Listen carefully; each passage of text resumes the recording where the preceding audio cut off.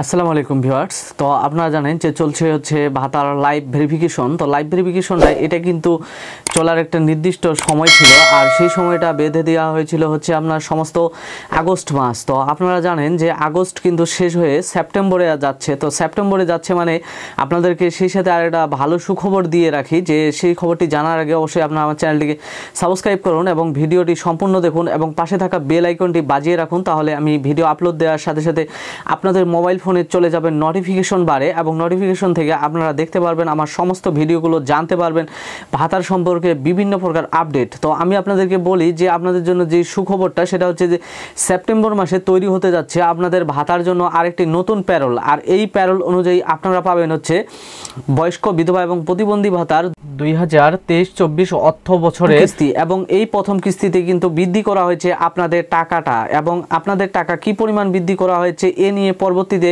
একটি ভিডিও আসতেছে আমার চ্যানেলে। তো আমি এখন চলে যাই আমার ভিডিওর মূল টপিকে, যে আপনারা যারা এখন পর্যন্ত লাইভ ভেরিফিকেশনে অংশগ্রহণ করতে পারেননি বা আপনার এলাকায় লাইভ ভেরিফিকেশন হয়েছে অথবা আপনি জানেন না, আপনি মনে করতেছেন যে কবে হবে, তো আমি আপনাদেরকে বলি যে আসলে আগস্ট মাসের 31 তারিখ রাত 12টা থেকে কিন্তু লাইভ ভেরিফিকেশনের কার্যক্রম সম্পূর্ণ স্থগিত করা হবে।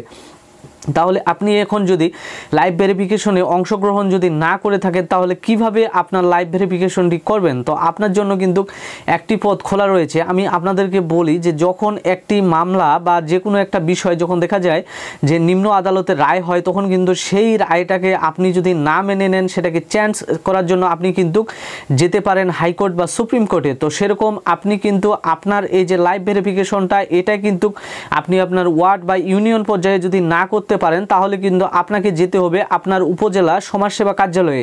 আর আপনি যদি আপনার উপজেলা সমাজসেবা কার্যালয়ে যান, আপনি যদি আপনার সঠিক তথ্যগুলো দেন তাহলে কিন্তু আপনার বন্ধ হয়ে যাওয়া ভাতাটিও তারা আপনাকে আবার সচল করে দিবে। আর আপনি যদি একান্তই সমাজসেবা অফিসে যদি কোনো প্রকার যোগাযোগ যদি না করেন তাহলে কিন্তু চিরতরে আপনার ভাতাটি বন্ধই থাকবে। কারণ আপনি যে একজন ব্যক্তি, এটা কিন্তু আপনার ওইখানে যে রিপোর্টটা দেওয়া হবে সেটা হচ্ছে যে সমাজসেবা কার্যালয়ের রিপোর্টে লেখানো হবে যে এই ব্যক্তি হচ্ছেন একজন ভুয়া ব্যক্তি, যিনি এতদিন পর্যন্ত ভাতা গ্রহণ করেছেন। এমনও হতে পারে যে হয়তোবা আপনার বিরুদ্ধে কোনো প্রকার আইনানুগ ব্যবস্থাও গ্রহণ করা হতে পারে, কারণ এতদিন পর্যন্ত আপনি যেই টাকাটা তুলেছেন এটি কিন্তু আমাদের বাংলাদেশ সরকারের, আপনারা জানেন যে এটা একটা ট্রাস্টের টাকা, অর্থাৎ বাংলাদেশের যে জনগণ যে রাজস্ব দিয়ে থাকে সেই রাজস্ব থেকে কিন্তু এই টাকাটা বাংলাদেশ সরকার তার ভাতাভোগীদেরকে দিয়ে থাকেন। তো সে অনুযায়ী আপনি যেহেতু বাংলাদেশ সরকারের অর্থ মন্ত্রণালয় থেকে যেই অর্থটা নিয়েছেন সেটা আপনি প্রতারণা করেছেন, তার জন্য আপনার কিন্তু কোনো প্রকার শাস্তিও হতে পারে। তো যার জন্য আপনি কোনো প্রকার আইনি ঝামেলাতে যদি না পড়তে চান তাহলে এখনও সময় আছে, আপনি আপনার ভাতার যে লাইভ ভেরিফিকেশনটি আছে সেই ভেরিফিকেশনটি সম্পূর্ণ করুন, নয়তোবা হয়তো আপনার ভাতাটি চিরস্থায়ীভাবে বন্ধ হয়ে যাবে এবং হয়তোবা আপনি বাংলাদেশ সরকারের যে এতদিন পর্যন্ত রাজস্বের টাকা মেরে দিয়েছেন সেজন্য হয়তো আপনার প্রতি কোনো প্রকার আইনানুগ ব্যবস্থা গ্রহণ করা হতে পারে। তো যার জন্য অবশ্যই আপনি আপনার এলাকায় লাইভ ভেরিফিকেশন না হলেও আপনার যে উপজেলা সমাজসেবা কার্যালয় আছে সেখানে আপনি যোগাযোগ করুন।